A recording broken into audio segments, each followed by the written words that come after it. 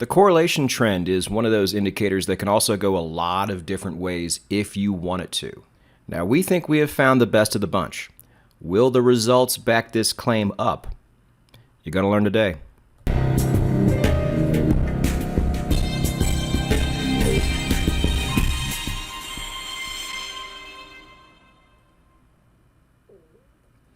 And happy Wednesday, everybody. Welcome to the Indicator Profile series. We are doing the correlation trend indicator today. There's not really much more to say about that until we start getting into things, so let's go ahead and do that. If you're new, enjoy the video, but don't comment. You need to get caught up first because this is the premier indicator channel on all of YouTube. Always was, will always be. You're going to want to be a part of this, but you need to know what we're talking about first, so go to nononsenseforex.com. Read the first page, watch the first video, get caught up, it's worth it. For the rest of us, let's go ahead and get into the specs for the correlation trend indicator. The year is going to be 2020. Now this is a John Ehlers indicator. I don't know if it was created in 2020 or coded then. I'm not sure how old John Ehlers is, but this guy has been a godsend to the indicator community. I don't love all of his indicators, but as far as the ones he has created or that somebody has kind of picked up the torch on and refined, there have been some bangers. So we're excited to bring another one of these to you. It's going to be a confirmation indicator. Now the way we are going to use it today, and the most optimal way we have found, is by using it as a two lines cross. Now as far as exit indicators go, two lines cross confirmation indicators can actually be very good exit indicators if they line up right. I'm not sure how this one lines up. It's a little different than what you're probably thinking a two lines cross indicator is generally going to look like. It's not super weird or anything, but it is a bit different. So let's just go ahead and take a look at it. The correlation trend indicator looks like this. At least our version does. And so you do have a two lines cross. This blue line is going to be your signal line. So when it crosses and closes above the red, so even though it's going kind of horizontal here, as long as it's over the red line, that is your signal to go long right here. And then when it does the opposite, crosses and closes below the red line, that is your signal to go short, which would have probably been right here somewhere. It took a little while, but then it finally turned over without giving you a counter signal, as you see here. Again, people think two lines cross. They generally think of something that looks more like the stochastic oscillator. You can see these lines don't run together as much as an indicator like that would, but as long as you know what to look for, that's the important part. And one of the things that I like on first glance is what we just saw. How you get that signal that probably isn't a great signal as long as it didn't stop you out. It did do a good job of staying the course and waiting for that move to come. You see that a couple times. Where else do you see it? So right here, you get the bull signal. Actually went down for a little bit, but then finally gave you that move upward. Not sure what that would have given you, but at least it didn't stop you out on its own or give you a bearish signal it didn't need to give you. So again, on first glance, it seems like it gives you a decent amount of signals, but not too many, and does keep you in trades without overreacting to pullbacks and retracements and things like that. I wish we had a couple examples of FU candles here, but we just don't, unfortunately. But the early optics look good. Let's go ahead and test it and see if we were right about using it this particular way. If you like to use indicators in different ways, and you like to really go deep and test, you're going to love this one. Go to the blog. Dan shows all the different ways you can go about this, and there are quite a few. But we did think this was the best route to take, so let's go ahead and see how it did. Now, before we do that, we could have done these tests yesterday or weeks ago. I know this one was done a bit more recent, but they're not always that way. So you have to test this in your system. Don't get too enamored at really good results. Don't get too let down at bad results. When we first started doing this, people would flip out over the results. Not the way. Test it yourself and see how it works on your system. We've done enough of these to where you should be able to find a really good fit for your system at least once, if not more than once. So that being said, let's talk about what you're going to get down below in the description. We hook it up. We got my automation blog, which has an embedded video showing you how to test this yourself on the MT4 strategy tester. So there should be no confusion. We give you a link to that blog, which this week's going to be really big because there's a lot to it.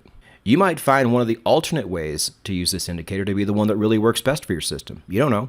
But you got to go see to find out. You're also going to get the YouTube video that corresponds to this video. So if you like this one and you want to see the indicator move in real time and you want a little bit of a deeper dive, you go there next. Also, if you want to submit an indicator for the program, you may do that as well. We've already done a few from the viewers, and we do plan on doing more. And then, as always, a place where you can go download this indicator and every indicator we have ever done on the Indicator Profile series. So let us begin. We will start with the euro dollar. Look at this. We had an incredible result last week, and we'll talk about that in a minute, but stupid win-loss ratio. And this is where Dan's YouTube video comes in. If you don't believe these win-loss ratios sometimes, because if it was only on like 8 trades, okay, fine. But it's on a healthy number of them, and so win-loss ratios like this are a little bit unbelievable. And I often call bullshit on Dan, but then he shows me, just like he's going to show you in that video. Yes, this is really what we came up with, and here's how we came up with it. So an awesome result for a Forex pair, especially the EURUSD, that is never the worst pair, but is never the best. But look down here on the 4-hour. Crazy, crazy good. Not a lot of trades, but only a 3-month time span. Now here's the thing. Here's what I want to talk about. Last week, I got a little lost in the sauce with the results we saw last week. They were as good as I have ever seen for a Forex pair. But forgetting that if anybody out there trades regularly, you know the EURUSD, especially in the past 3 months, has been a really great pair. It has trended downward almost nonstop. Could that be inflating our numbers? Possibly. But should this be what we should be expecting, maybe not on a 3-month basis, but on a 1-year basis? I would say so. I mean, Forex pairs do trend, and we've been seeing this trending happening more this past year than we have years prior. But as somebody who has traded for 13 years, let me tell you, this is about what we should expect overall.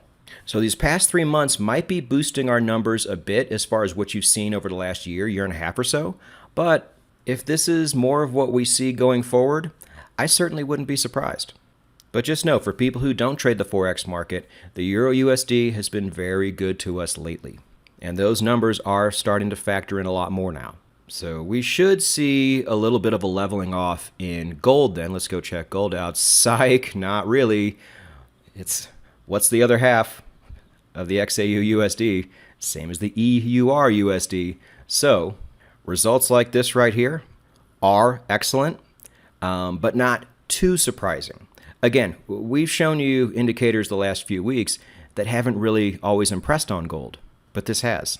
And in the last 3 months, gold hasn't been terrible. It hasn't been great, at least not in my system it hasn't. So I'm not really sure how much these last 3 months have factored in, but I do know that this is a damn good result. Like, we've gone into the 40s before, maybe the 50s, but it's an anomaly when we do. So we are cranking right along with this one. Let's go ahead and take a look at the S&P. Also very good. Again, we can get anywhere close to the benchmark 11% in one indicator and still get a solid amount of trades. That's really good. Even better on the 4-hour. 4-hour traders, you should really be happy with this video. Sometimes you guys get a bit left out in terms of results, but not lately. If you're scoring at home and you're not sure, these are very, very good results for the S&P 500. Let's go ahead and end off with Bitcoin. Are we going to go 4 for 4? No, we are not. So my suspicion level would have been off the charts if we went 4 for 4 and we saw something like 30-40% on Bitcoin. But very modest ROI here on both. If you are a crypto trader, go ahead and test it out. Test some of the other variations out, but keep your expectations a bit more reasonable.